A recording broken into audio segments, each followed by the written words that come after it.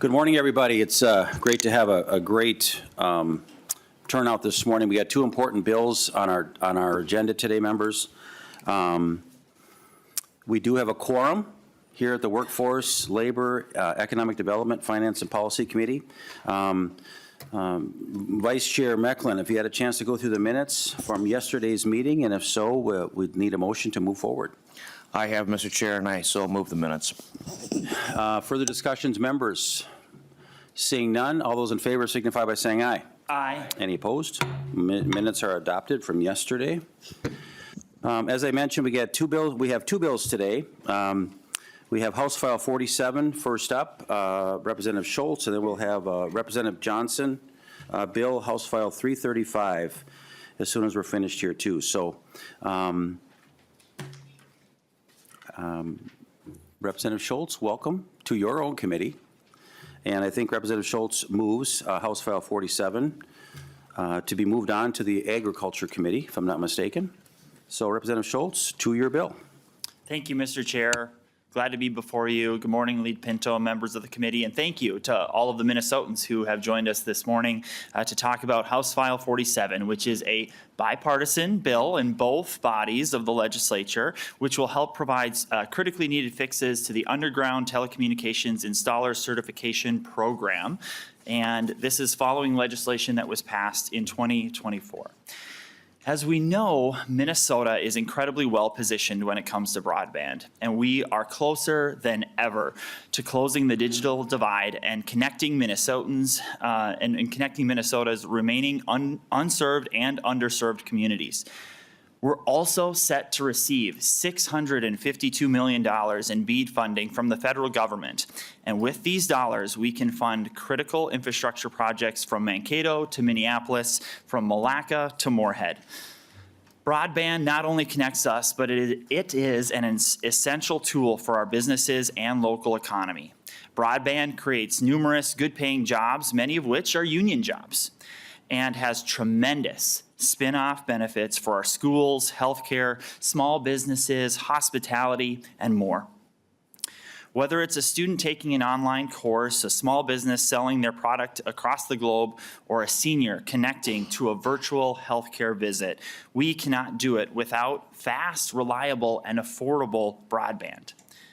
But the certification program passed last session and currently set to take effect on July 1st of this year could bring critical broadband projects to a halt, especially in the metro area, as it is nearly impossible to get the fully certified program up and running and get all of the necessary workers through the training ahead of this date. Frankly put, our state policy has potentially boxed us into a corner which could delay broadband deployment, especially in our metro communities. While the law's intent is good, it does not take into account the experience of those already in the field doing this work, or the time it takes for contractors and trade unions to create these new training programs, let alone receive the formal blessing and certification through the Department of Labor and Industry. If we don't tackle some of these changes this session, the impact will be felt across Minnesota. Our state simply won't have enough certified workers to do broadband projects, and many contractors and service providers, citing the complicated new hurdles for broadband, will simply choose other projects with fewer bureaucratic barriers. This would only delay service longer for Minnesotans who would lose the economic benefits of this investment. But members of the committee, and for everyone in the room right now, I want us all to choose to be optimistic and to envision the immense positive impact that will come when together we, in this room, get these safety, broadband, and economic development policies right.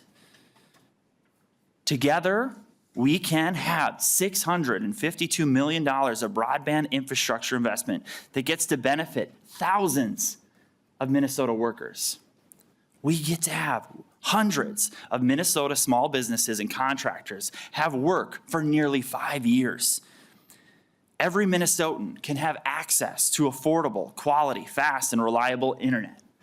And trade unions can lead by example on safety standards and best practices. Utility providers and local municipalities can save precious time and money with fewer damaged lines and uncompensated fixes. And most of all, our communities can benefit with the tremendous financial impact when our dollars stay local with local regional contractors and companies who hire local workers. And those workers who live in our own communities, they work and raise a family and send their kids to our schools. They dine at our restaurants. They cheer on our sports teams. And together, we serve and lead and grow together. This is what it can look like when we are building for the future together. Members, broadband is a bipartisan issue that benefits us all, and I ask for your support of this bill today. I now want to turn it over to Melissa Wolf, the Executive Director of the Minnesota Cable Communications Association, who can share more. Thank you, Mr. Chair. Thank you, Representative Schultz, and welcome to the committee, Ms. Wolf. I want to remind you and other testifiers today that in this room, you kind of have to lean into the microphone or pull it towards you. It's a little bit hard of hearing, so just go ahead and reach into that if you would. And Ms. Wolf, go ahead and introduce yourself and proceed with your testimony. Well, thank you, Mr. Chair and members, and good morning. My name is Melissa Wolf, and I am the Executive Director of the Minnesota Cable Communications Association, or Minnesota Cable. Thank you for the opportunity to testify in support of House File 47 today, and I want to especially thank Representative Schultz for bringing this important bill forward and the bipartisan group of House and Senate lawmakers who have signed on to this bill. Additionally, I want to thank the broadband contractors who are in the room today that have traveled from across the state to support this bill. And lastly, I want to acknowledge that as an industry, we have had productive meetings with and will continue to meet with stakeholders on this bill this session. Minnesota Cable represents cable companies who are proud to serve residents of Minnesota in every corner of the state, from Schoberg's in Thief River Falls to SCI in Hinckley to Mediacom in Waseca. Collectively, Minnesota Cable members provide high-speed, reliable broadband connections to over 1.5 million residents in the metro, suburbs, and rural Minnesota. Everyone in this room understands that reliable, high-speed internet has become an essential service in modern society. And Minnesota is on the verge of achieving universal broadband access. But last year's telecommunications installer law threatens to derail our progress. If not modified to provide flexibility this legislative session, by July 1st of this year, this law will disqualify thousands of experienced broadband installers working anywhere in the 7-county metro area from working on broadband projects until they take 40 hours of state-mandated training and pass an exam. And it will take thousands of experienced broadband workers off the job of deploying broadband in greater Minnesota to take the 40 hours of training and pass an exam. The timing could not be worse because Minnesota has 4 construction seasons to deploy $652 million of broadband equity access and deployment, or BEAD funding. We simply cannot afford to stop Minnesota's broadband train.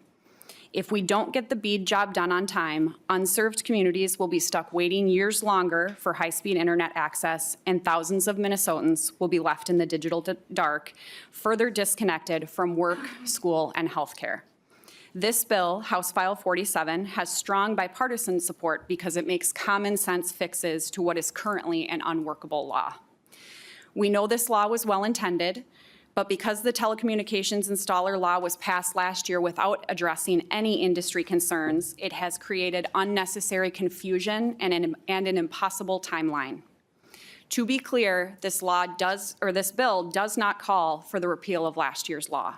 However, the following changes to the law are necessary to provide flexibility and ensure the uninterrupted deployment of broadband access across the state. There are 3 key issues that must be fixed. The first is the training timeline is simply impossible. This training program is the first of its kind in the U.S. Broadband providers are working in good faith and taking immediate action to develop a compliant program, but the reality is that without a deadline extension, there will not be enough certified trainers to meet demand, and the state will not have enough compliant workers before the July 1st, 2025 deadline, halting broadband projects in the middle of a construction season. For reference, within my membership alone, we anticipate 1,000 to 1,500 workers will need this certification by July 1st. The new law also requires a portion of this training to be hands-on. Underground excavation cannot take place until the ground thaws. You have all lived in Minnesota here for a while. You know that that might be March, that might be April, and that might be May in some parts of the state. That leaves us with as little as 2 months to meet a statewide mandate. When this deadline is missed, and under current conditions it will be, providers and contractors will have 3 impossible choices. Shut down projects in the middle of a peak construction season, continue working out of compliance, putting projects and workers at legal risk, or lose permits, delaying broadband access indefinitely for thousands of Minnesotans.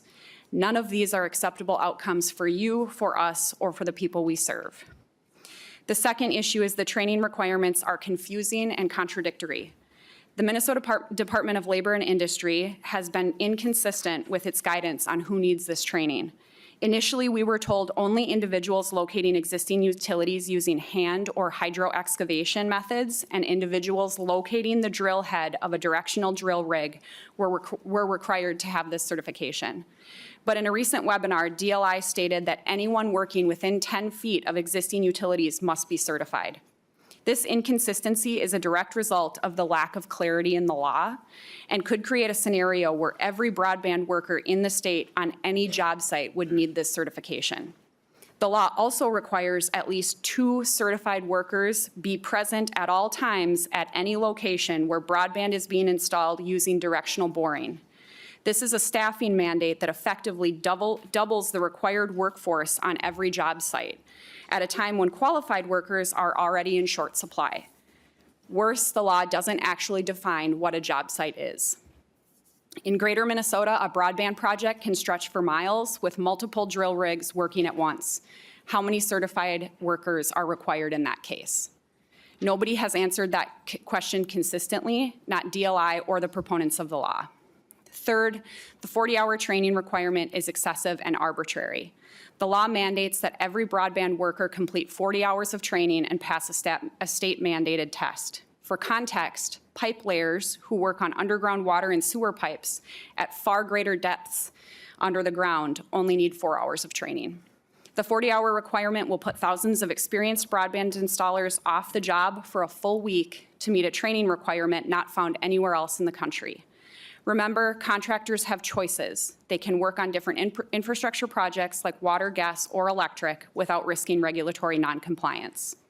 Faced with a choice between keeping their workforce in the field or losing an entire week to unnecessary training, a rational choice will be for contractors to stop taking broadband projects. Finally, I want to let you know that we've heard your direction to work with other stakeholders on this bill.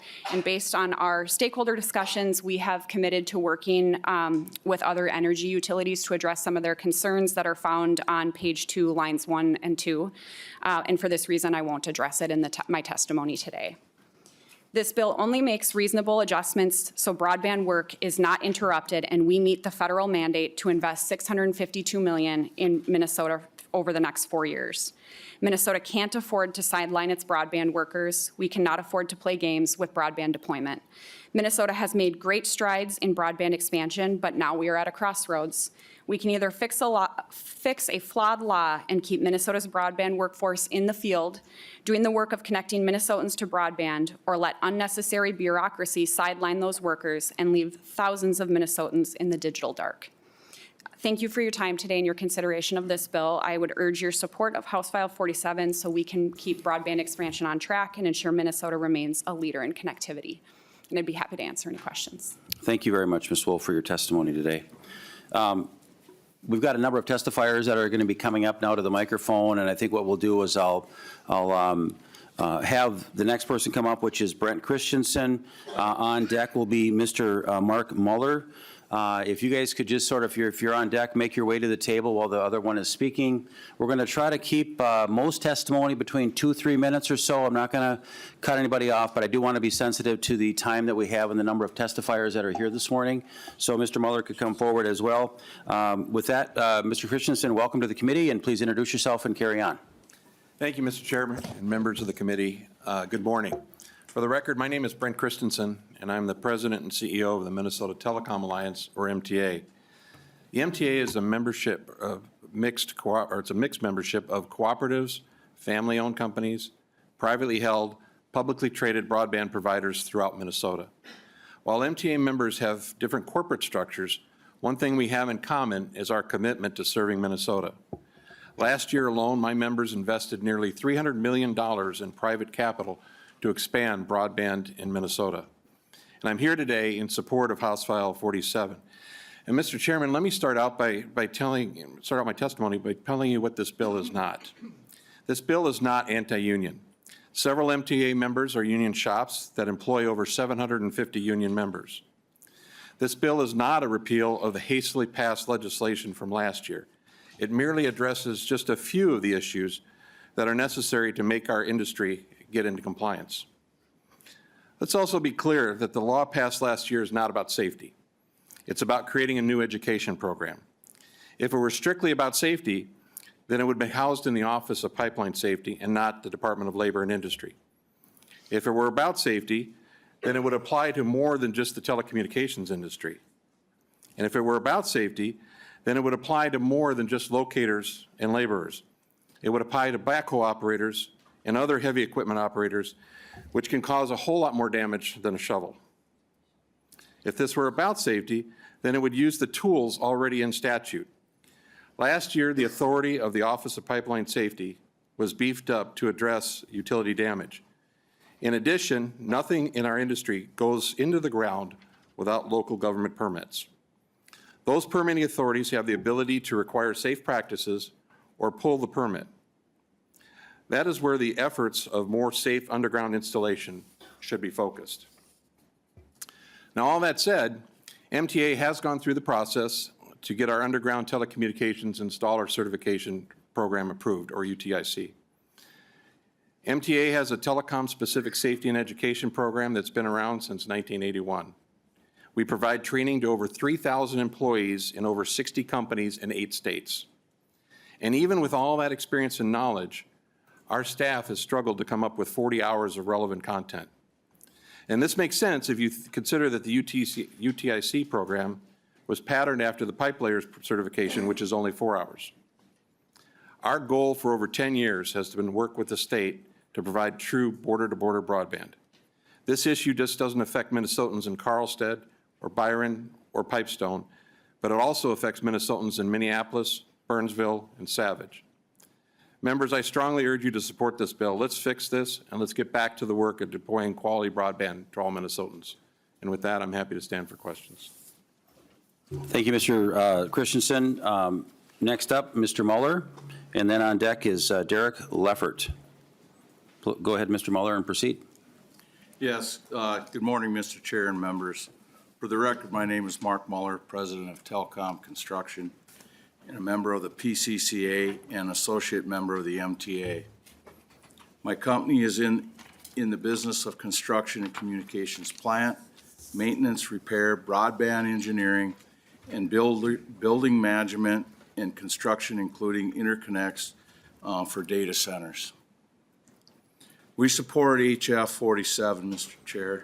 Chairman, and will share testimony starting with the fact that we do not oppose the legislation passed last year mandating another industry compliance that is already regulated by OSHA, the one-call system, contractual standards, BEAD mandated safety programs, DOT requirements, required traffic plans, municipality, city, county requirements, and pipeline safety standards.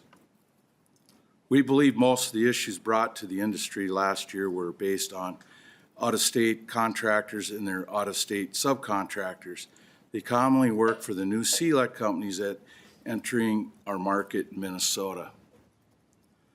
Currently, with the issue they experienced, I see changes in their approach in using local Minnesota contractors, which will show great improvement for the new construction season. I'm also concerned the current legislation may also push Minnesota contractors out of this market into competing states.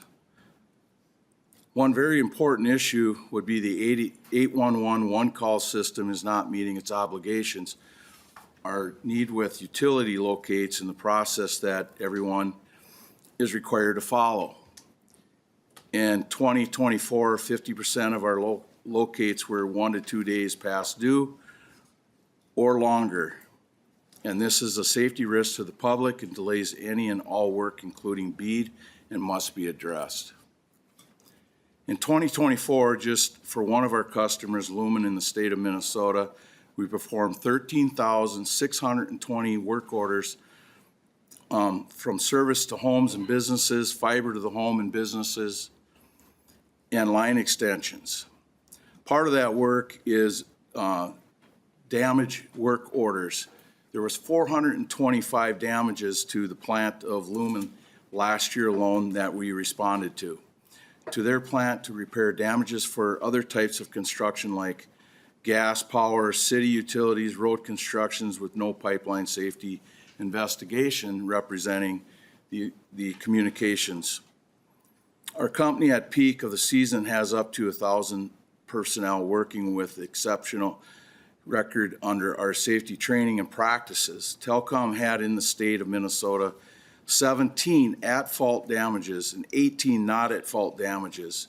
My partners who are in the room today throughout the state of Minnesota had that worked under the Lumen work also in addition, had 7 at-fault and 13 not-at-fault damages for a total of 18,000 work orders. It's a very, very good track record. Not that we want any of them to happen, but it's minimal if you look at the bigger picture for a safety record. We have our Minnesota DALI approved training course, Telcom-1 0207-2025, approved on 2/7/25, including our instructors. This will be in addition to all OSHA, St. Cloud, Minnesota excavating training and operating quality, operator qualified programs we already do at our training center in Clearwater. Today, I ask that you take time to consider the current legislation as written. It does not accomplish more than what is being done already, but does create a standard. With our training history, our ask is, and the need is that we need a grandfather clause, existing employees that can pass our approved testing from the state and look to have the standards for new inexperienced people, the opportunity to a skill set that makes their quality of life better. Training for a day, as the city of St. Cloud did to prevent risk of damage and public safety, which is working, for a sufficient time to, and we also ask for a sufficient time to implement, correctly extend the July mandate for 12 months to July of 2026. Start wrapping it up for me. Yeah, Thank you. I am done. Thank you. Right now, the current legislation will be a burden to the voting public of Minnesota. As you can see, many of them are here from around the state today. Thank you for listening. Thank you, Mr. Mueller. Appreciate the testimony this morning. Mr. Leffert, and then on deck is Joel Hansen. Mr. Leffert, go ahead and proceed and introduce yourself and share your testimony. Thank you, Mr. Chairman. Members of the committee, Derek Leffert, for the record, Head of Government Affairs for Gateway Fiber. We are a broadband provider and also an excavator that's working primarily in the MSP area. And it's my understanding, I just kind of want to provide some clarity on what we're doing. It was my understanding that we were specifically called out, so I wanted to make sure to set the record straight as it relates to what we do. Before I get into that, I will tell you that my role and my background prior to coming to Gateway Fiber was in the damage prevention industry. I led a lot of efforts legislatively, both in the state of Missouri as well as nationwide, on damage prevention legislation, and am considered a subject matter expert on this particular piece of legislation, and have been involved in conversations nationally and helped draft things nationally. I will tell you that as far as our damage prevention process, I know that we were specifically called out, but I wanted to provide clarity on that. We actually pioneered a kind of first of its kind in the United States, what we call a third-party auditing system, where our contractors, they submit their locate requests. Prior to them actually going out to begin their work, we actually pay a third-party auditor to actually go out audit the ticket, audit the marks on the site, audit the status of the tickets. They not only are they looking for abnormalities or inaccuracies, they're also looking for things that maybe haven't been marked or they're marked incorrectly. They take photographs of each and every single mark that's on the ground, doesn't matter whether it's an electric, gas, communication, whatever it is. They GPS each and every single mark. That's all mapped out and put into a system. Those third-party auditors are also on site while the excavation work occurs to monitor best practices and make sure that there's not any unsafe activity going on. So we invest a significant amount of money in that. I think in 2024 alone, we put over $1 million just simply into that particular process for the third-party auditing. So that equates to the damages that we had, the at-fault damages that we had in 2024. We put in 1.6 million feet of conduit and had 34 damages. Almost half of those damages were shovel strikes, where our contractors were trying to do the right thing. They weren't using mechanized equipment in the tolerance zone. They were trying to use to do the right thing, and for whatever reason got into it. So if you lump all those 34 at fault, that's one damage for every 9 miles of conduit that we put in the ground. If you take the shovel strikes into account, you remove those, it's one damage for every 16 miles of conduit that we put in the ground. I would put that record up against anybody, any contractor, and I would say that as a result of our efforts, you're starting to see more broadband providers nationally start to adopt that process, and hopefully some other folks here locally. As far as the issues within the system, I will tell you that our contractors consistently incur challenges within the system, and it's been addressed by Mr. Christensen and others. The contractors have a legal obligation to submit the locate request, and the utilities have a legal obligation to mark those locate requests and mark them accurately. And I will tell you that our production has been inhibited significantly, and the residents of Minnesota have suffered as a result of that because the utilities haven't done what they're supposed to do, and there is not an equitable mechanism for enforcement here in Minnesota. As far as this particular burden, it's going to increase costs over and above the ordinary costs of training, and those dollars aren't going to be able to be spent on reaching the unserved and underserved Minnesotans out there.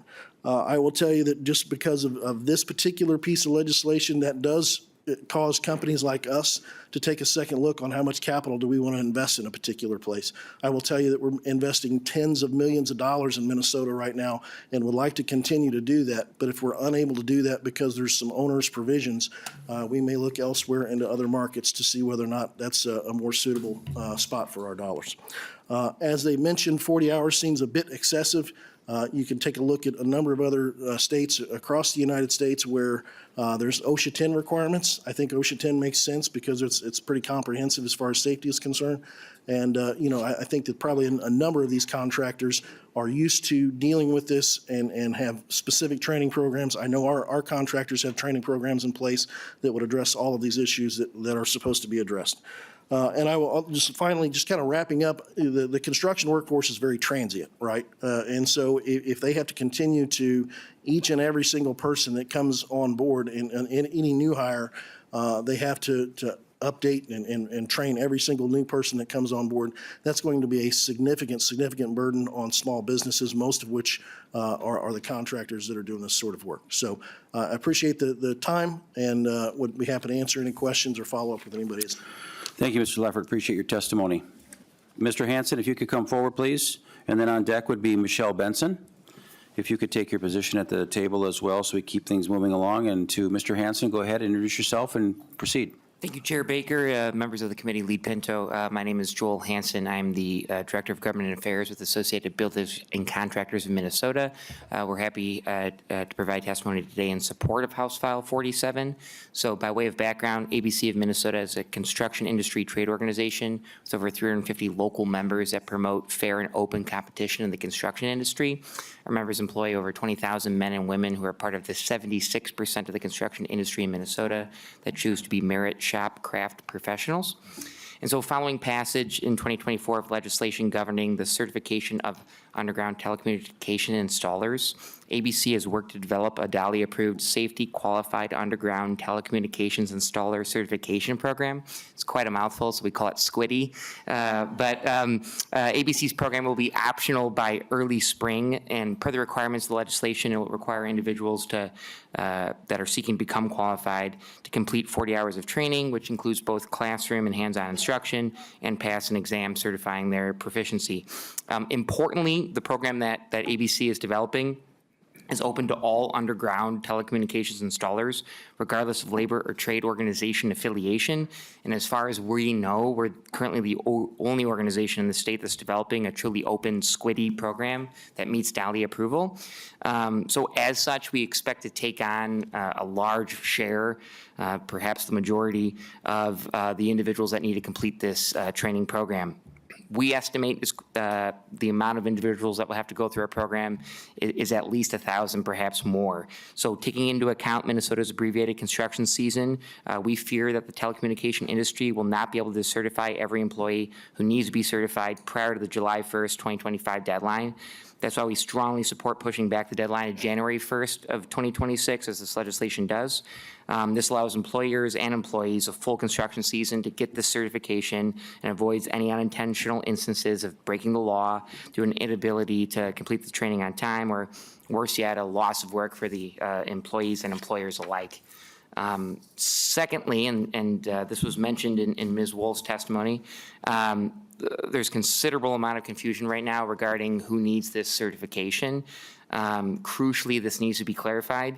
However, based on DALI's current interpretation, the result could be potentially 1,000 more individuals that are going to need this certification, further exacerbating the problem that we've already highlighted, which is trying to get everyone certified prior to this deadline. And so again, that's why we support the proposed changes on lines 1.17 and 2.1. Additionally, further clarification is needed from DALI regarding who needs this certification regarding the definition of location. So right now in the law, it says those who are at this site or on location need this certification. In the broadband industry, some job sites can be potentially miles long. So that's why we specifically support the strike through on lines 1.17 through 1.19. And then finally, I'll just bring up two issues that aren't currently found in this legislation, but Mr. Mueller in his testimony alluded to. ABC would support some sort of language that would have a grandfathering in clause for individuals who've already been in this industry for quite a while. We think if an individual can demonstrate that they've been in the industry and then pass a DALI certified test, one that ABC would offer to test out of the program, that would make some sense, and again, alleviate the pressure that we're looking at to get everyone certified in the industry before the deadline. And then lastly, DALI has raised the issue of all SQUIDY curriculum, regardless of who creates it, so us or a labor organization, being potentially public data. And so we would ask that there be some language that would make that private data, as every organization who's putting this together is spending considerable resources on this. So thanks again for the ability to support House File 47, and I'll stand for questions. Thank you, Mr. Hanson. Ms. Benson, welcome to the testimony table. If you could introduce yourself, and then Toby Sunderland is on deck. If you'd please come forward. Ms. Benson. Thank you, Mr. Chair, Representative Schultz, and committee members. My name is Michelle Benson, and I'm the Director of Energy and Commerce Policy for the Minnesota Chamber of Commerce. I appreciate the opportunity to support the changes in House File 47. The Chamber and our 6,300 members know that digital commerce and information infrastructure drives a vibrant, local, and globally competitive economy. Minnesota businesses require robust, modern, secure, and accessible communication, data, and information infrastructure, systems, and networks. And if your kids had an e-learning day this week, your kids needed that too. Direct investments, as well as critical regulatory frameworks in the digital ecosystem, impact Minnesota businesses. Minnesota's telecommunication providers have invested billions of dollars to build infrastructure, increasing access, speed, and availability for customers. In addition, public investment in broadband expansion has reached hundreds of millions of dollars in recent years, with significant additional funding already guaranteed over the next decade. There's broad bipartisan commitment to information infrastructure in Minnesota. This legislation amends last year's underground telecommunications installer certification program, a training initiative for broadband contractors that added significant barriers to broadband deployment. Sensible adjustments in this bill will reduce existing regulatory barriers that impede a timely, efficient broadband deployment across Minnesota and will help ensure that available federal funding is deployed in benefit to Minnesotans. Thank you, Representative Schultz, his co-authors, and you committee members for considering and bringing forward this legislation, and to the advocates from across Minnesota who know that access to information infrastructure is essential for economic growth. Thank you for the bipartisan effort to accelerate information access into Minnesota's economy, and I'll be happy to answer questions. Thank you, Ms. Benson. Mr. Sunderland, actually, Nick Anderson, if you could also come to the testifying table, you'll be on deck. Mr. Sunderland, please introduce yourself and proceed. Thank you and good morning, Mr. Chairman, committee members. My name is Toby Sunderland. I am the Regional Construction Manager at ARVIG, where I lead projects across the region from St. Cloud to Minneapolis, St. Paul, and down to Rochester. With 27 years of experience in the underground utilities installation industry, I am here to firmly support Minnesota House File 47, which seeks to enhance the certification process for underground telecommunications installers. In today's interconnected world, the significance of reliable and efficient telecommunications infrastructure cannot be overstated. As technology evolves, the demand for high-speed internet and seamless connectivity is skyrocketing. Underground telecommunications infrastructure is essential for fulfilling this demand and ensuring that our communities and businesses have the services they require. The installation of underground telecommunications infrastructure is indeed a complex and delicate task that demands specialized knowledge, skills, and a strong adherence to safety standards. Minnesota House File 47 addresses these challenges head-on by modifying the certification provisions, making the process more straightforward and less financially burdensome without compromising its integrity.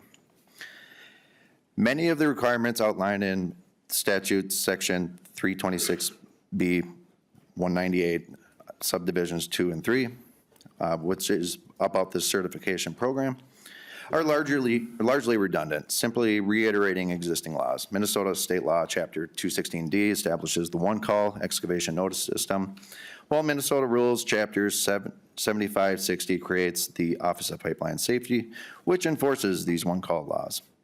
At ARVIG, we actively engage with these organizations by inviting them to our annual spring kickoff meetings in Perham, Minnesota, and we value their participation and their insightful presentations that they provide to our teams each year. I can confidently say that extending these training presentations to 40 hours offers minimal additional benefit. I can speak from myself and my own experience that 40 hours can get you a pilot's license.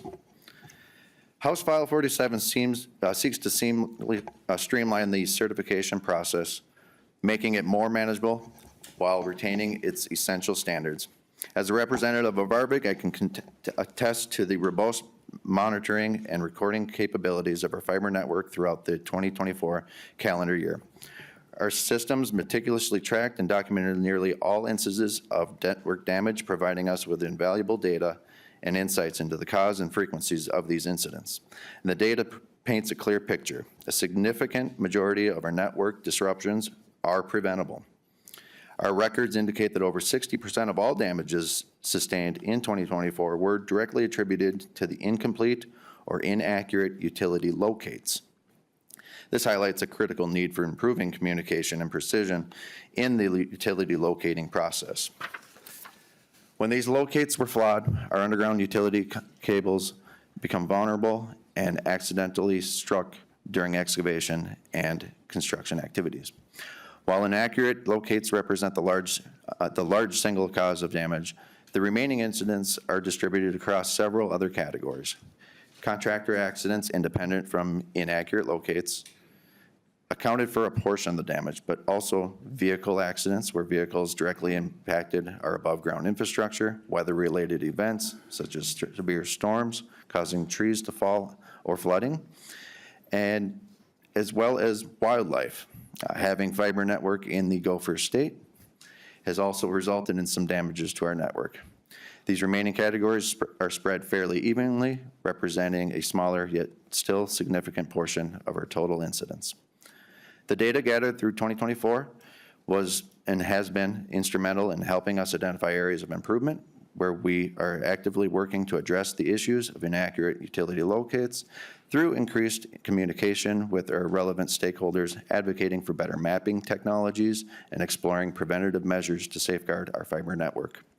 Expenditures that ensure the presence of no fewer than 2 safety-qualified underground telecommunications installers at all times at any location where telecommunication infrastructure is being installed by means of directional drilling focuses on the smaller portion of our network damages.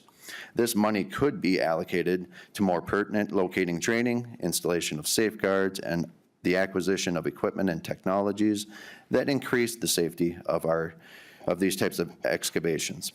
Together, we can uphold the integrity of our telecommunications network and prioritize the public interest. I strongly urge you to support House File 47 as a critical step forward towards improving the reliability and safety of our underground telecommunications infrastructure. Thank you. Thank you, Mr. Sunderland, very much for your testimony. Next up, Nick Anderson, and on deck is Kevin Pranis. Go ahead, Mr. Anderson. Good morning, Mr. Chairman and committee. I'm Nick Anderson. I'm the Director of Operations at Anderson Underground. We're a Minnesota company based in Sauk Rapids, Minnesota, employing 40 people. Our parent company is Sellenrick Holdings. They have a 45-year history in providing telecommunication services throughout the country, and they employ 430 people. Our organization provides telecommunication infrastructure services in the 7-county metro area, as well as outstate Minnesota, and will be directly affected by Statute 326B.198. We feel that the intent of this legislation is good, and we agree with the damage prevention focus, but strongly believe there are problems with the implementation that need to be addressed without delay. We, like many other companies in the room, are active members of the Power and Communication Contractors Association. I myself am a board member, and this organization has helped its members establish Department of Labor recognized underground utility installer technician apprenticeship programs, of which we are enrolled. The apprenticeship program requires participants to complete a classroom component as well as a competency-based field demonstrated skill set. This type of training is recognized by the Department of Labor at the federal level, and we feel it should also be recognized at the state level as a qualifier for certification. Without some allowances for current proven qualified workers to do their jobs, we are at risk of delaying projects and pushing an already depleted workforce out of the state. Additionally, our company's CEO, Steve Sellenrick, is a Common Ground Alliance board member. We use CGA best practices in our daily operations. Their approach involves all stakeholders in the damage prevention process and not just the contractors. Through industry initiatives, CGA has set a goal of 50% reduction in utility damages over the next 5 years. Our company has internally documented a 90% decrease in at-fault utility hits and a 60% overall decrease on gateway fiber projects specifically by using these best practices. If damage prevention is a true driver of the original statute 326B.198, as stated in the North Star Digging into Danger report, all stakeholders, contractors, utility owners, locating companies, and municipalities need to be a part of this solution and should strongly consider joining the Common Ground Alliance and participating in the Damage Prevention Institute and adopting their best practices. We feel immediate changes need to be made to this law to keep projects on track. Our request is to recognize Federal Department of Labor registered apprenticeship programs as a means of contractor qualification. Also, we'd like to see all stakeholders join the CGA and participate in their Damage Prevention Institute. Without the recommended changes, contractors will leave the state, jeopardizing project timelines and needed broadband deployment. Thank you, Mr. Anderson. Appreciate your testimony today. Thank you. Mr. Pranis, welcome to the committee. And then on deck is Aaron Rosenthal. And that'll be our last known testifier. I will ask the question to the public if anybody else wants to submit any testimony today in a very short manner. We can take that as well. Just let us know and raise your hand so we can get to you. So, Mr. Pranis, welcome. Thank you. Thank you, Chair Baker. Kevin Pranis on behalf of LiUNA, Minnesota, North Dakota. We represent 14,000 men and women who do construction work on building, civil, and energy and telecom infrastructure projects. It's a pleasure to be here today. I want to thank Representative Schultz for his engagement with us, and I especially want to thank Representative Berg, who carried the original bill last year. I think as I listened to the testimony, it's kind of an incredible moment for us because I think we realized we did a really good thing last year, the legislature did, and we're now here talking about what's the best way to do that good thing, and that's a good conversation to be having. I appreciate that there is an acknowledgement, this year that we didn't hear last year, that there's a real problem that we're solving, and my favorite testimony so far was the representative from Telecom, I'm going to get his name wrong, Mr. Muller, talking about how this law has already resulted in the broadband providers relying more on capable local contractors and less on some of the fly-by-night out-of-state contractors that have been such a problem in the industry. I do want to be clear that it is not only the out-of-state contractors that are having some problems, right? The truth is, in a highly competitive industry, a rotten apple can ruin the barrel, right? And I am no way suggesting that the folks in this room are not highly capable and professional, but we all know that the best contractor in the world, when faced with a bid that's half as much, and the question, why can't you meet that bid, is going to have to figure out some way to cut some corner to make it work. And so I think what we're doing here is saying what the standard should be. I just want to clarify some misconceptions about the bill from last year. It was actually based on a year's worth of research that we did before bringing that bill at all, interviews with workers, contractors, energy utilities, state and local officials.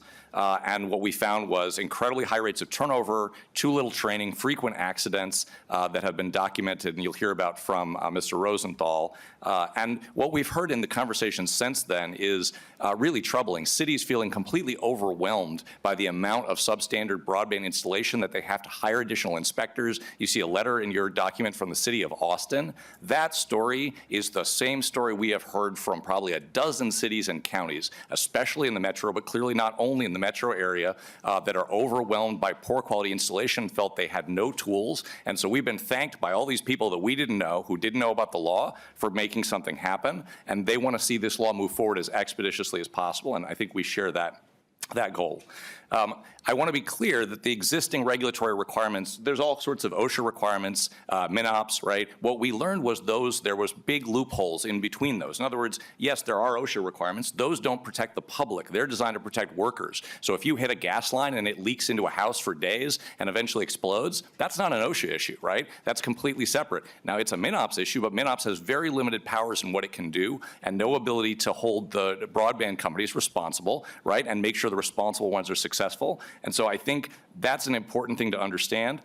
Basically, our view is that things are going very well so far. The Minnesota Department of Labor and Industry has done a fantastic job of quickly processing programs. The fact that you heard from ABC, the sort of anti-union contractor association, and you're hearing from unions that we are all in this field, we are all providing training, that's really should be good news for everybody. This was an open access system, and DLI has processed at an amazing speed, set up those requirements and processing those trainings. And we still have a long way to go until July 1st. There are many training days available. We already have our first class in training now. We have indoor facilities. Probably some other people have indoor facilities, but even without indoor facilities, there's going to be a lot of days when that training can be done, and we're happy to see so many parties doing that training. We absolutely agree on the question of locates, but I want to point out that we have a disproportionate problem in telecom of excavator error that you'll hear about from Mr. Rosenthal, and also when the locates are bad, which we agree is a problem we should fix, having capable contractors is the best way to make sure that a bad locate doesn't turn into a bad, dangerous incident, right? Because if you're properly excavating, hopefully you find that, you figure out that the locate was in the wrong place before you've actually destroyed something. In terms of the bill, I think first that the exemption of installation of residential services could mean that some of the most potentially dangerous accidents, the worst case is in a home where the gas leaks, gets nicked on the line, leaks into that home, could go on for days before it's realized and something happens. And the utilities have been quite clear, you cannot count on 3 feet being safe ground with no utilities, nor can we assume that people won't accidentally go below 3 feet. And I'm appreciative that Minnesota Cable is open to changing that. Second, there's a big difference between 10 hours of training and 40. Frankly, we struggled to get all the material into 40 hours. I don't understand what people want to cut out in order to sort of get it down to 10, but we believe that all of those elements are essential, and we haven't seen a plan that says, well, here's what we're going to cut loose, right? Here's what we're not going to train in that's critical to safety, because we don't think that we have the time to do that. I will say that our pipe layers are the majority of all pipe layers in the state. They get 80 hours of training. And just to point on other industries, every other underground utility construction industry is more highly regulated than the telecom industry. There's prevailing wage protections on almost all of the underground water and sewer work that happens in this state. You have all kinds of regulation on the gas and electric utilities. So I don't think any contractor will find it easier or simpler or require less training to move into those other industries.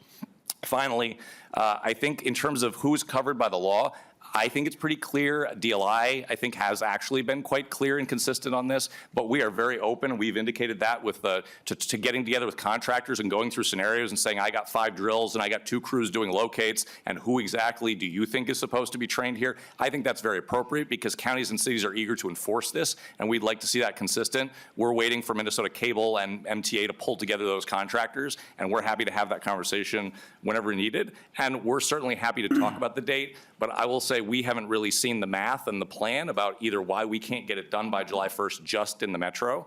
And I would point out that almost none of that federal broadband funding is going to be deployed in the 7-county metro. Very, very little of it. So that July 1st date does not in any way impede our ability to access or execute on BEAD funding. Available for questions, and thanks for the time. Thank you, Mr. Prentice. Appreciate it. Mr. Rosenthal, and that concludes our testimony that we have signed up. So go ahead and proceed. Thank you, Chair Baker, members of the committee. My name is Aaron Rosenthal, and I serve as the Research Director for North Star Policy Action. We are an independent research and communications institute dedicated to improving the lives of working Minnesotans. Last year, we conducted an analysis of the damage done to underground infrastructure in Minnesota in the years 2020 to 2022, and what we found was alarming. Telecommunications installation was the leading cause of damage to buried infrastructure in Minnesota by a substantial margin, averaging more than 1 strike per day. This telecom-induced damage was not only more common, but also generally done to essential utilities, including nearly half of telecom hits occurring to natural gas lines. The scale of telecom damage looks even more troubling when focusing on specific types of work that are shared across utilities. 60% of all damage taking place in Minnesota during directional drilling came from telecom installation. While telecom, electric, and natural gas utilities all engage in directional drilling, telecom accounted for twice as many damage incidents as electric and gas utilities combined. Telecom's drilling damage is also distinct in terms of the source of error, where more than 3/4 of drilling hits from natural gas and electric are attributed to locator error. Nearly half of all telecom damage came from excavator errors, indicating mistakes made by people doing the drilling.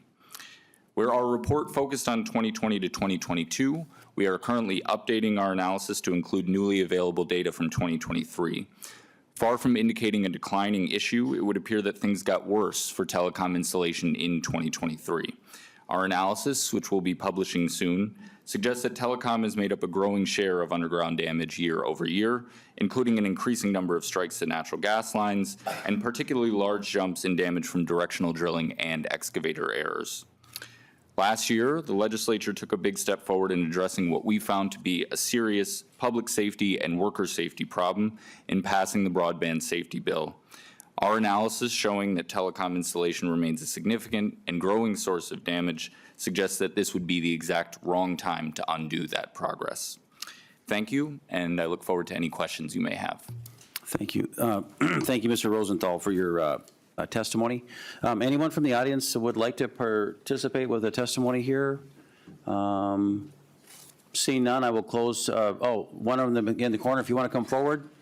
Again, if we can do 2 to 3 minutes, and then we'll close testimony to the public, because I want to move to member questions. So, welcome to the testifying table, sir. If you could introduce yourself and go ahead, 2 to 3 minutes. My name is Jason Clare. I work for STF Services. We're a small company that actually does the work that you all are talking about. And so when we have certain strikes that happen, I would say 95%, because I track them all at our company, are because of locates being off. They all cause us downtime. We have to eat that. There's no way for us to recoup that from the utility that didn't mark their utilities. So we already have that expense going on.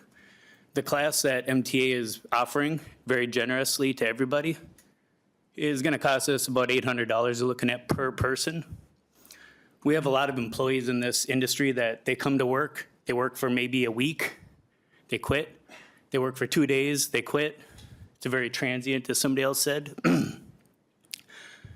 So if we have to run them through 40 hours of training before they can even start working, pay the fees for that, and then they quit after a week of actual work, that gets to be a very expensive for small companies. And also I'd like to address the line 1-11, where the numbers are talking about who has to be trained. That wording says anybody that's exposing or that's locating an existing utility. In small companies, everybody jumps in and works. If you're a drill operator, when you're not drilling, you're potholing or doing other things like that, which is exposing the utilities. Everybody in our company and every other small company here will have to get certified. So it's not just 1 or 2 people per crew, like the law tries to pretend it is. It's everybody. So that cost, that time, we have to eat it all. That's it. Thank you. Thank you very much, Mr. Clare. Appreciate your testimony. All right, I'll go ahead and close public testimony, and we are going to move to member questions. Representative Berg, you're up. Thank you, Mr. Chair. So what I heard in testimony was that having certified workers is a burden. And I want to share something. Most of you in this room know I'm a flight attendant when I'm not doing the job here.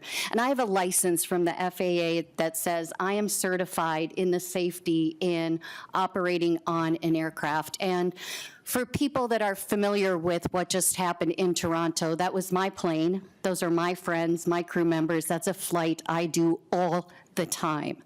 And so when you look at what happened in that crash, it landed, and then the right wing dipped onto the runway, sheared off, and the fact that aircrafts store the fuel in the wings, which keeps it away from the passengers and the fuselage, as well as balances out the aircraft, and that's how you get to have your steady wings. So that sheared off, and there was a fireball, and it came to a stop once it flipped over. And so once that happened, the crew were evacuating passengers in an upside-down plane that was on fire, and 80 people evacuated and were alive today because those flight crews were certified in a safety-sensitive job. And I can tell you, nobody is mad at the amount of training that that flight crew had. Nobody that left that plane alive, their loved ones, nobody is mad about the amount of training we do and the certifications we have, and we train year-round. I have to do computer training quarterly. I have to go in and do a full day of training with drills on how to handle situations exactly like that. That is what it means to be a safety-sensitive certified worker. And that bill that we did last year was about the safety of not only the workers, but the communities. Whether or not you care if a worker strikes a natural gas line and there's an explosion and that worker loses their life, whether or not you care if your neighbor is walking by and gets caught up in that explosion, or that the house that you're working in front of explodes with a family inside. Whether or not you care about all of that matters. And the fact that you say all stakeholders were not engaged, they were lengthy and heavy negotiations for that bill. And so I guess my question to either Ms. Wolf or any of the testifiers that are in favor of this bill, what exactly would you eliminate out of those 40 hours of training to get it down to 10 hours? And how does that make our workers and our community and our existing infrastructure safer? Representative Schultz, or do you want to call up a testifier maybe? Mr. Christensen.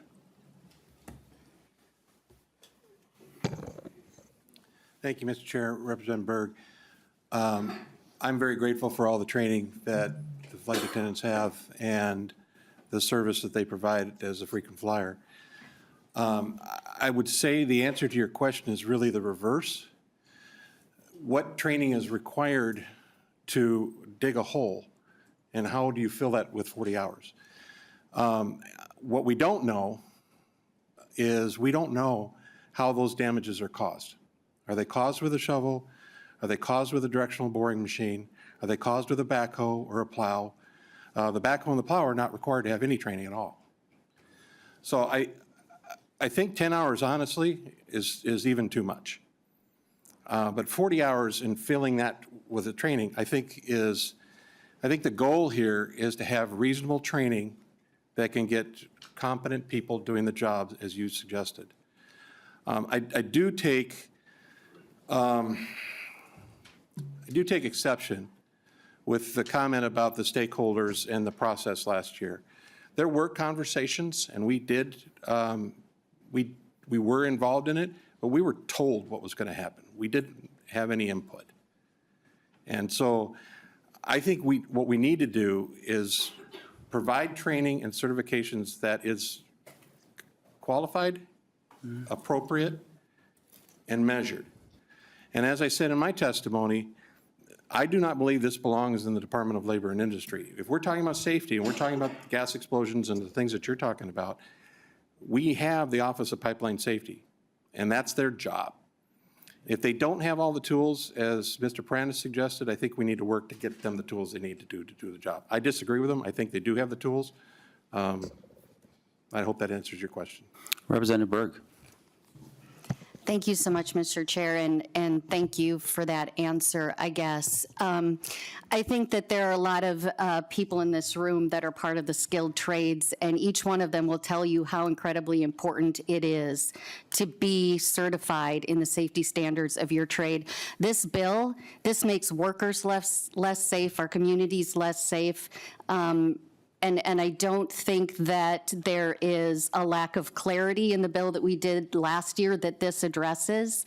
And again, I think if we're taking safety seriously, both in our communities and with our existing infrastructure, this bill does nothing to address that. Thank you. Representative Pete Johnson. Thank you, Chair Baker. Thank you, Representative Schultz, for bringing this issue forward. Rep. Berg stole a little bit of what I was going to use, but I take offense to the discrediting of workers, saying that this is 40 hours to use a shovel. The reason that I'm actually here today is when my career started with the Duluth Fire Department 20 years ago, we had a city councilor that said, really all the fire department does is hold doors open for the ambulance. So when we discredit workers, any worker, it is an insult to them. It is an insult to all the workers that are actually out there every day doing it. So that is what drove me to get involved in politics and ultimately why I'm here today. And looking at what the requirements are, the training need and use for utility operations, regulations applicable to excavating, including but not limited to equipment excavation, hand digging, hydro evacuation, the use of techniques for flagging and traffic control in work areas, occupational health and safety standards, and how to properly protect workers, how to avoid and or mitigate any hazards associated with underground utility installations, the requirements for working in a confined space such as manholes, the understanding of horizontal directional drilling operations, including the use of tracking devices to safely guide the drill, the proper response to responding to a line strike or other incident, other information as needed for specifics of the installation, and finally, be able to demonstrate knowledge of course material by successfully completing an exam. That sounds more to me than 40 hours teaching somebody how to use a shovel. So I would reiterate the question that Representative Berg asked. Of those 10 standards or outcomes, which ones should be eliminated to speed up this process? To the testifiers, who wants to go ahead and take that? Mr. Chair, Ms. Wolf? Or, let me just, sorry. okay. Let me start. Mr. Chairman, Representative Johnson, I apologize to you if I gave you any kind of inclination that I do not hold someone who uses a shovel with respect or labor. That's how I started almost 30 years ago in this industry. I started off at the business end of the shovel. I'm not saying that we eliminate any of those things. I'm saying that you don't have, 40 hours is too much time to get that job done. You can get that job done in a lot less time and still keep all of those standards. Ms. Wolf, did you want to comment? Yeah, briefly? Mr. Chair and Representative Berg and Representative Johnson. So first, I do want to say, just to level set, that every broadband contractor in this room takes safety very seriously. It is paramount for all of these people in this room and our companies. They all want to go home to their families at night, and we want them to as well. So I want to level set that safety is their #1 issue, and it is ours. I also agree with Brent that if you look at the bill, we are not taking away anything that's in the law that is required for this training. What we're saying is we don't need 40 hours to complete it. Everything that's listed in the law, all of those 6 things that I think you just read out, will be completed, will be part of those approved curriculums by DLI. We just don't need 40 hours to complete it. Representative Johnson, a follow-up? Thank you. Representative Frazier. Thank you, Mr. Chair. I've heard reference to DOLI a couple of times, so I'd like to give the agency a chance to come up and speak to a couple of questions.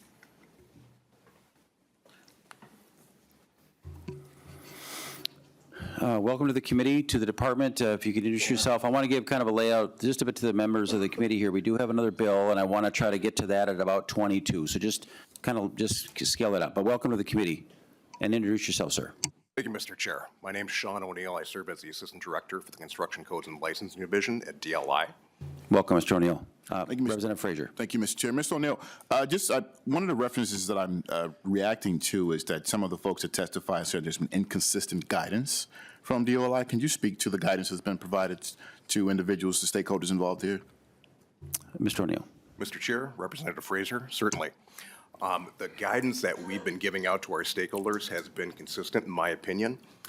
The reference in regards that Ms. Wolf made in regards to a misstatement in a recent webinar is accurate, regrettably. However, I interjected after that statement was made and reassured the stakeholders that that was going to be addressed and further fleshed out in our FAQ document that the department has available for stakeholders online on our website. So that is in progress. And with further context, I did interject and reassured our stakeholders that way is going to be corrected. That guidance in regards to who needs to be certified on a job site has been shared with many of the stakeholders that are opposed to this legislation previously, as this was given to DLI to implement after the last session. And what we do is we heard loud and clear from stakeholders in the industry that they didn't want DLI to be a barrier to getting people certified and out working. And I feel very confident that we've been moving very swiftly on this and reassured our stakeholders that if there's any gray area in regards to interpretation of the statute, we are going to lean towards the more flexible interpretation. Representative Frazier. Thank you for that answer, Mr. O'Neill. One other question. There's been a lot of reference to the amount of hours and what's in that training. Can you speak to what's in the actual 40-hour training that's going to be required? Mr. O'Neill. Mr. Chair, Representative Frazier, certainly. Starting with sections 2.15 of the bill, going down to 2.22, our staff member that's entrusted to review the training programs that DLI has received, his role is to ensure that the training programs address these scopes of works, and they are included in the training curriculum. And if that isn't done with the programs that he's reviewing, he's instructed to reach out to those stakeholders because we want to say yes. We want to get people approved and we want people working.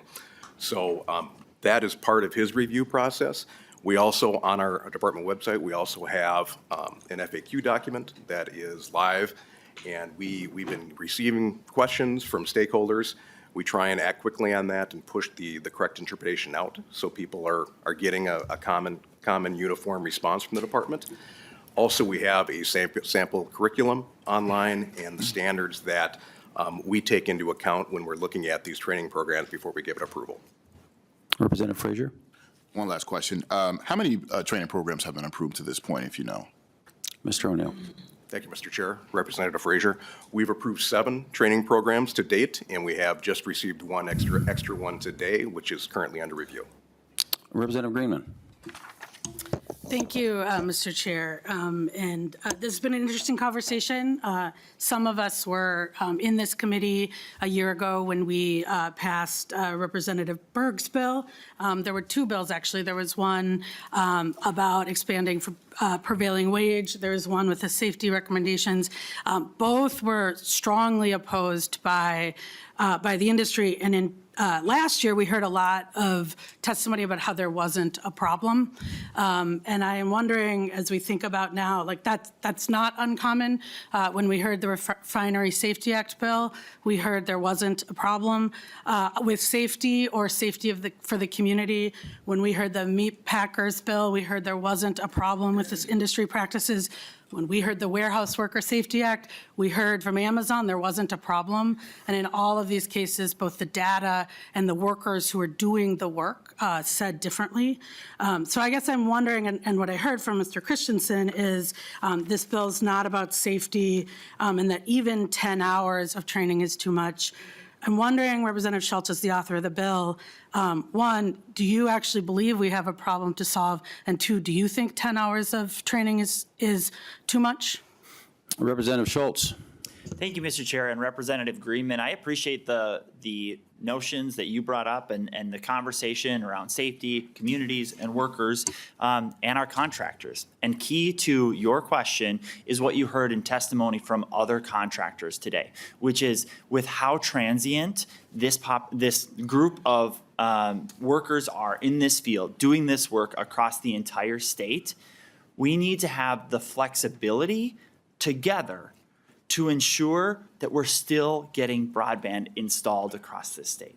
And if that length of time is too long for employees who come in and then leave the job, which I don't think is the desire of any one of us, if they are moving too quickly in and out, that could deter contractors from being able to effectively meet the mission and the goal that we're going to have with BEAD, and ultimately serving the contracts that they're needing to meet. So it's about balance, and that's what I'm seeking to find with this bill.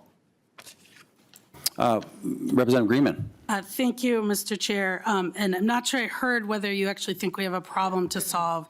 I will say, and the last testifier talked a lot about a transient and a high turnover workforce.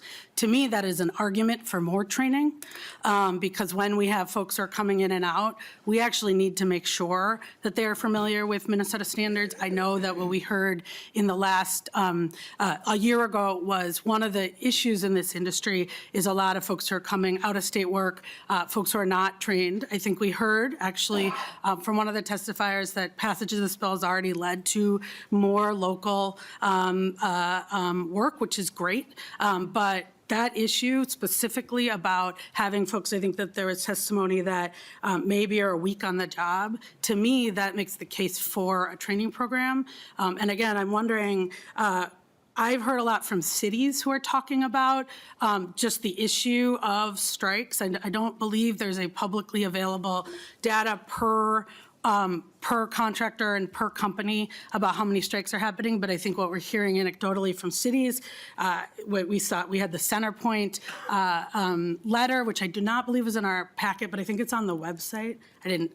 CenterPoint wrote very concerned. The testimony we had from workers last year, and I know we have lots of folks in the room, talked about a growing problem, and as we're doing more broadband installation, hearing from Mr. Rosenthal that there is an increasing problem, not a decreasing problem.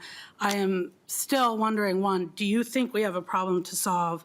And do you think 10 hours is enough of that training, especially for that highly transient workforce?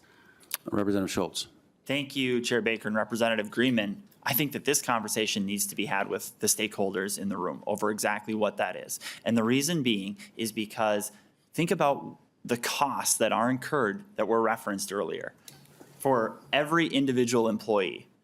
And Representative Greenman, you might even have the data on exactly how many workers work in this space. I've been told, again, a little bit more anecdotally, that it's between the 5,000 to 7,000 Minnesotans work in broadband installation. And if there's an $800 cost for every single one of them, what is the result going to be to our constituents in their bill for internet? Or are they going to see the installation to their communities, whether it's in Minneapolis, whether it's in Malacca? What happens if they have less service because the regulations that we have in place work against ultimately getting the installations made to serve Minnesotans? And that's the balance that I think we need to strike, and I'm committed to working on this session. Final follow-up. Thank Rep. you, Greenman. Mr. Chair. Thank you, Representative Schultz. I think when worker and community safety come into play, it can't balance against safety. You can't balance against a community that could be affected if a gas line is struck. The balance to me of $800, I mean, we could talk, telecom is an incredibly profitable industry. If you want to talk about a surcharge on telecom to pay for these trainings, I would love to do that. I don't think we should ever put profit over the safety of people and communities. And so if the concern is that we have small businesses, small contractors who want to provide this training and can't, then we should talk about how to fund it. But what I hear from the telecom industries, oftentimes what we hear from industries that have high OSHA violations or high worker safety, which is we really care about the safety of our workers. We really care about the safety of our communities. But the data shows otherwise, and that's what this bill was intended to do. The last thing I just ask, I guess, my last question, I know DLI to be a worker safety organization because that's where OSHA is, right? Most of our worker safety, most of our safety regulations go through OSHA. Mr. Christensen says otherwise. I'm wondering, Representative Schultz, do you think this bill was intended to be about safety, or was there some ulterior motive, which I sort of feel like Mr. Christensen was alluding to? Representative Schultz. Thank you, Mr. Chair. House File 47 is about making sure that we have the right balance so that we are seeing this broadband installation to benefit all Minnesota communities, including contractors, workers, and especially the people who need strong, affordable broadband access. Thank you, Mr. Chair. They said it was the final one. It was my final one, but I don't think that's, thank you, Mr. Chair. Yes, go ahead. That was not, sorry, if there's any confusion, because there's two bills we're talking about. The bill I was talking about, and I think the bill Mr. Christensen was talking about, was Representative Berg's bill that was negotiated, that was passed, that included this 40 hours of training, included the provisions. That's the bill that I think Mr. Christensen was referring to, said was not about safety. And I am just wondering, I know you've been working on this issue and you talking about sort of the conversations you're having. Do you believe that bill was about safety? And do you believe that we have a problem of safety in this industry? Representative Schultz, I think you answered it, but try again. Yes, thank you, Mr. Chair. My words speak for themselves. Representative Lead Pinto. Thank you, Chair, and I know we're tight on time. This will be quick. One just clarification, Representative Greenman referenced it. I think there were letters in opposition or of concern from CenterPoint Energy and Excel that were on the website. They're not in our packets. Maybe just an oversight, Mr. Chair. Thank you. It was. Actually, if you notice, we have a new CLA here today. Our current one got called out. She had a brand-new baby grandson, so they flew out of town, so that was kind of a good thing. We apologize. It actually is on the website. Yes. It will be forwarded to all members. Thank you for bringing that to our attention. That's our mistake. Thank you. And thank you, Chair, and totally understandable, and best wishes to her and her family. Thank you. Certainly. Thank you for that. So I guess just some comments here. We definitely do have a problem. I mean, as Representative Berg referenced, I really would encourage folks to look at this North Star Policy Action Packet that is in our materials. More than one strike a day on underground infrastructure in the telecom industry, and that's an undercount very likely because the data is incomplete. Nearly half of those strikes are on natural gas lines, which raises significant concerns. And underground telecom installation is the most frequent source of damage to both natural gas and electric lines in the state. That's going to become a bigger problem, of course, in future years. and information there, and then building on that then is those letters from CenterPoint Energy. So it's not just the 70,000 skilled construction workers in the building trades, it's CenterPoint Energy and Excel expressing concern as well about this, and we definitely have a problem. And then just the letter from Austin Utilities, and I would really encourage everybody to take a look at it. To my mind, it really undermines the claim about that sort of every single contractor is very concerned. I'm sure many are, and maybe every single one in this room is, but the idea that every single contractor is so concerned with safety. Austin Utilities tells us they have horrible experiences with employees that are inexperienced and untrained with these installation contractors operating in an unsafe manner, quote, hitting our facilities, including gas, far more often than should happen. And in fact, the Prairie Land Utility Coordinating Committee, which is throughout Minnesota, saying that they're really trying to figure out what they can do to get telecom contractors to get them operate safer. They encourage and are very supportive of the 40-hour safety course. So we have a problem, and I guess it undermines the this bill to my mind as well. Even just that question that was asked, how much training is required to dig a hole, was I think the exact words that were used. This is in our communities. Like, this is a real danger. We have to make sure that people who are doing this work know what they are doing. And when the statements in support, some of those statements in support are kind of undermining that, to my view, that undermines this bill. So Representative Schultz and members, we've got the building trades members, we've got CenterPoint Energy, we've got Excel, we've got Austin Utilities. And we just have our common sense that when there's training to put in lines, we want to make sure that there's training to not hit those lines in our homes and our communities. So I would urge members to vote no. Mr. Chair would respectfully request a roll call when we are passing the bill. Roll call has been requested. Thank you. And our final member question would be Representative Kozlowski. Thank you, Chair. And just so much to build off of here, and I know we're running short on time. I just want to reiterate, that I heard the good work that we did last year, and that this is the exact wrong time to claw it back. I was a kid that grew up, just bringing us back to the heart of why we're here is broadband and for Minnesotans. I was a kid that grew up without the laptop, without the computer at home, and how much that held me back in education and in life. And I know that our communities have a lot of kids, have a lot of families who are driving to McDonald's, who are getting on the bus, to go use Wi-Fi, especially out in greater Minnesota.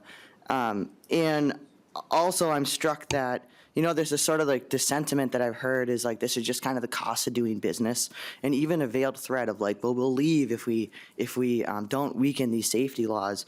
But what I'm also struck is that Minnesotans desperately need broadband, but not on the backs of when we're investing public dollars, both at the state and federal level, and on the backs of workers.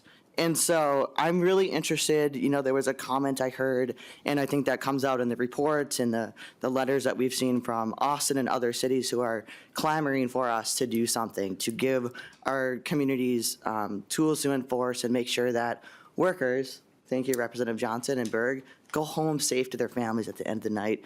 There was a data that I heard that, the best data that we would stand by, the numbers, is one damage for every 9 excavation, and 1 damage for every 16 times out with the shovel.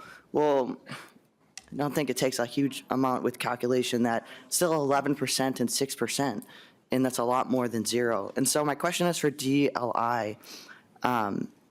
In terms of being on track for the July 1st deadline and installing and training, can you remind us and reiterate, are there hurdles that you are experiencing or in terms of the progress towards making sure that we are ready to go July 1st to ensure that this is rolled out and implemented? To the testifier. Mr. Chair, thank you, Representative. From DLI's standpoint, we feel that we've done all we've been entrusted to do in regards to pushing the information out, educating stakeholders, the public in regards to the legislation. We turn around program submissions within 30 days. We had originally started at a 60-day time frame. We cut that down to 30 because, again, we don't want to get in the way of progress, and we don't want to hold up job sites. So we do not see any issue with the current staggered rollout of the legislation as is. Thank you. Nothing further, Representative Kozlowski? Just one quick question, Chair. I'm curious from the telecoms communication, what steps have you taken or undertaken to meet the July 1st deadline? Ms. Wolf? Thank you, Mr. Chair and Representative. So as soon as this bill passed last session, we reached out to all of our member companies and had them reach out to all of their contractors. My member companies work with contractors, but they also have in-house construction teams that will have to complete this. And last summer, we met with DLI in August to, again, try to clarify who needs this, and what their plan was for letting people know in the field, because this is a group of industry that has never had to be before the Department of Labor and Industry before. So we did our due diligence to make sure our contractors knew that they had to be compliant with this law by July 1st. And we immediately started working on developing with them a compliant program. And that work started last September. And we have had task force meetings with all of our contractors in putting together this program. We submitted a preliminary program to DLI in November, which had preliminary approval. And we are working with our curriculum developer now to finalize that. And we'll resubmit it to DLI and hopefully get a curriculum number in early spring. And then at that point, we will have to first train the trainers because this program did not exist anywhere else in the country. We don't have a group of trainers that we can pull from, so we have to have them complete the program and pass the test at least 80% before they can then start actually training our workers. So we started immediately after this bill was passed. I also just want to point out, like I mentioned in my testimony, for my membership only, we think it's 1,000 to 1,500. That does not include the Minnesota Telecom Alliance members. That does not include any other broadband installer in the state that is doing work that is not part of Minnesota Cable or MTA. Yesterday, we spoke with a group, which has a letter in your packet as well, that just found out that this bill passed and represents 140 utility companies. So there are people that will be coming out of the woodwork once they find out that they need to be compliant with this law. Thank you, members, for the dialogue and conversation. Lead Pinto, I'm going to kind of strip you of your motion because you're not able to, I don't think, make that motion. So I'm just going to say, could Representative Berg or someone else make the motion so we do the roll call officially? We'll make sure that's happening, but I didn't mean to do that, but thank you. Yes, thank you, Mr. Chair. I'd like to call a roll call, Yeah, roll call has been moved. Members, before I take the roll call, Representative Schultz, final closing comments quickly, please. Thank you, Mr. Chair. Thank you for all of the testifiers today and the member discussion that we've had. Let's find the right balance that works for everyone in this space. I think that we can do that on a bipartisan basis successfully this session. This bill does not remove safety requirements from this program. This bill is about making this work for the people of Minnesota so that they can benefit from quality, strong, accessible, affordable broadband. That's the goal, and I encourage support of this bill. Thank you, Mr. Chair. Thank you, Representative Schultz. And again, Representative Schultz renews his motion to move this House File 47 onto the Agriculture Committee. A roll call has been requested. The chair votes aye. Representative Meckland. Aye. Representative Bakeberg. Aye. Representative Berg. No. Representative Frazier. No. Representative Greenman. No. Representative Hussein.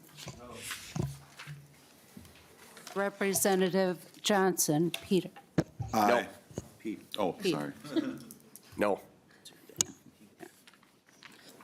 Representative Johnson, Wayne. Aye.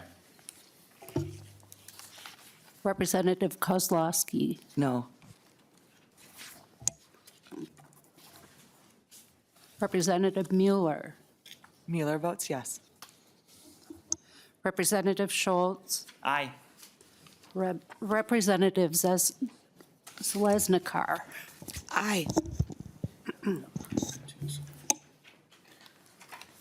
Members, thank you for that. We have 7 ayes and 6 nays. The House File 47 is on its way to agriculture. Thank you very much for your testimony today, and we'll move on to the next bill. Representative Pete Johnson, please go to the testifying table. And folks, if you're going to make your way out, we're going to keep moving, so try to keep it as quiet as you can so we can proceed. Thank you.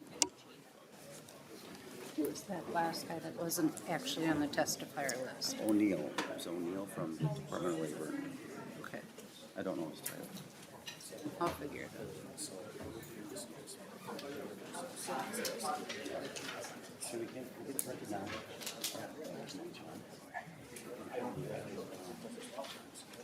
Where's what? Apparently they're not so excited. Surprise. I will.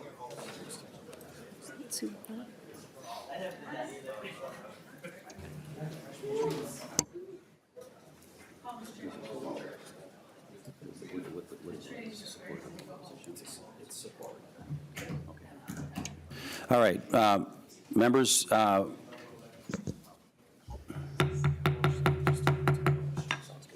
members, we have House File 335 in front of us with our first-time representative here presenting his very first bill. So welcome to this, Pete Johnson, Representative Johnson. Also, members, I want to say, too, that because of our printer malfunction or the ability to push the print button on a regular basis, we have another letter that's attached to this in support of Rep. Johnson's bill today, so I want to make sure that that's clarified. It's in an email. I wanted to make sure that we recognize that as well. So with that, Representative Johnson, welcome to your committee. House File 335 will be considered for possible future consideration, will be laid over today. Representative Johnson, please proceed with your bill. Thank you, Chair Baker. House File 335 is a bipartisan effort to keep the Greater Minnesota Business Development Public Infrastructure Grant Program operating so that it can continue to deliver investments to Greater Minnesota. For members that may not be really familiar with this program, let me offer a little bit of background. This program came out of an effort from the Coalition of Greater Minnesota Cities in 2002 and was passed by the legislature and enacted in 2003.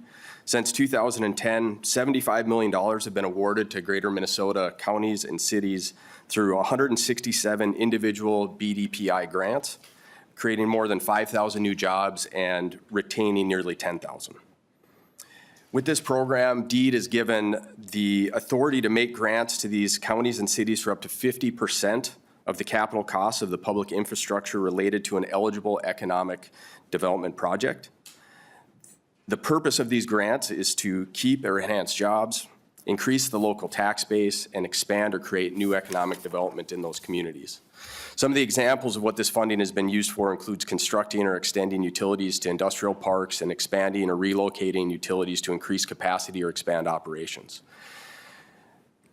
Currently, the fund is running out of money, and to my understanding, there's still a number of projects in the queue that would be able to benefit if we replenish it. So this bill is to provide $2.5 million per year of the biennium to help Greater Minnesota communities grow their economies, create and retain jobs, and fill financial gaps in proposed developments. Mr. Chair, I have 2 testifiers via Zoom today, both of whom are recent award recipients who can speak to the value of this program. First, we have the city administrator from the city of Hermantown and Representative Zalesnikar's district up there, John Mulder, and then the city administrator from the city of Foston, Cassie Hyde. And after they're done testifying, I'd be happy to take any questions. Thank you, Representative Johnson, for that. Welcome to the committee. Mr. Mulder, if you can hear us okay, you can go ahead and proceed. Introduce yourself and proceed with your testimony. Sure. Thank you very much for the opportunity to hear about a project and the impact the Business Development Public Infrastructure Grant Program has had in real life in Hermantown, and my testimony to support that. I'm John Mulder. I'm the city administrator and have been in Hermantown here for 15 years.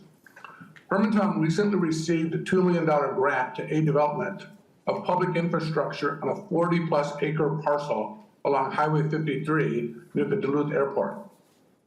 This site is a former EPA Superfund site, which was delisted within the last 5 years. The site has sat vacant for decades because of the environmental challenges with that land. A long time ago, it had been used as a used oil refinery, and there were and still remain concerns about contaminated soil. Since the project or parcel had been delisted, the city has been working with private landowners to create a business park that would have high visibility and great access due to the fact that it has frontage along Highway 53 in Hermantown. As stated, the proposed park is 40 acres with improved infrastructure, and we would anticipate between 200,000 and 500,000 square feet of commercial space, with private investment somewhere between $50 to $100 million. We anticipate this would create between 200 and 300 jobs. The projected infrastructure costs exceed $5 million. With a state grant of $2 million, and the city would contribute another $1 million, and the balance of $2+ million being funded by the private landowners and developers. Since that time of the announcement of that grant, we've been having ongoing discussions with companies from local businesses that want to expand or relocate to a more visible and park that is ready to go. These have been also included Fortune 500 companies that are looking to locate here in Hermantown. My testimony is really simple. That has been a game changer for Hermantown, and it's plain and simple that this business park and the potential investment and development would not happen without this type of grant. The fact that it was a former EPA Superfund site and the issues of contamination, it simply wouldn't happen for private investment to put in that level of infrastructure to make this project happen. So the presence of this type of fund that exists and assists potential development is incredibly valuable to the state of Minnesota. We thank you for the grant, and we hope that you would continue to support the program. If you have any questions, I'll be glad to answer them. Thank you, Mr. Mulder, and appreciate your testimony today and for the great work you're doing up in Hermantown. Next up would be Ms. Heidi, City Administrator from the City of Fosston. If she could join us, and please introduce yourself and proceed with your testimony. Yes, good morning, Mr. Chair and members of the committee. Thank you for having me. I'm the City Administrator for the City of Fosston. I've been here for just about 19 years. And our story is much like Mr. Mulder's story. We are the recipients as well of this BDPI grant, and we're also recipients of a federal EDA grant for the build out of a 40-acre industrial park in our community just off of US Highway 2. And we also have the 40 acres. We're building out 12 lots. And much like the city of Hermantown, I don't believe this project would come to fruition without the additional funding from BDPI. And so, these funds help keep the lot prices affordable, attracting businesses to Fosston, fostering job creation, and strengthening the local economy. Our last industrial park expansion added more than 100 jobs, surpassing the goal that was set during planning. This is our fourth industrial park expansion. The funding allows us to finish out the project and concentrate on other areas of our city that need improvements to accommodate the growth that will come with this new industrial park, like housing and utility infrastructure. Since 2020, over 20 new homes and housing units have been added to Fosston that will support additional workers that are going to be needed in this as this industrial park fills. Additionally, we've been able to update our electric and natural gas utility infrastructure. And so I would just say that the impact of this grant is farther reaching beyond the project itself. It really allows small communities in greater Minnesota to get the work done that they need in their communities to be able to attract new residents, attract new businesses, and retain the size of our community. Certainly is very important, but to allow us to grow as well. And we are certainly very thankful for the funding. And thank you to Representative Johnson for bringing this forward. And I would urge you to support House File 335. Thank you for allowing me to participate via Zoom. Happy to be in front of you all and answer any questions you may have. Thank you so much, Ms. Heidi. Great testimony, and appreciate what you do for the city of Boston. Member, no more testifiers, correct? Correct.